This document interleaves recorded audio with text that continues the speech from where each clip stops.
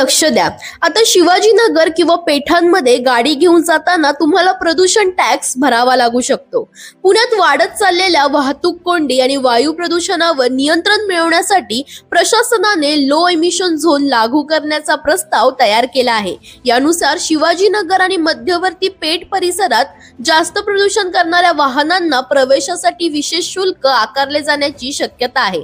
या संदर्भात जिल्हाधिकारी कार्यालयात महत्त्वाची बैठक पार पडली। या बैठकीला जितेंद्र ढुडी, नवल किशोर राम आणि अनिरुद्ध पावसकर यांच्यासह विविध विभागांचे अधिकारी आणि तज्ञ उपस्थित होते। अभ्यासानुसार पुण्यातील PM 2.5 प्रदूषणापैकी जवळपास 46% प्रदूषण हे वाहनांमुळे होते। तसेच 2023-24 सर्वेक्षणात पुणे आणि पिंपरी चिंचवडमध्ये सुमारे 70% वाहने BS4 किंवा त्यापेक्षा जुनी असल्याचे आढळले आहे। म्हणूनच प्रस्तावानुसार भारत स्टेज 3 किंवा त्यापेक्षा जुन्या वाहनांना शिवाजीनगर पेठ परिसरात प्रवेश करताना दररोज प्रदूषण शुल्क भरावे लागू शकते। शुल्क न भरल्यास कॅमेऱ्यांच्या मदतीने दंडात्मक कारवाई केली जाईल।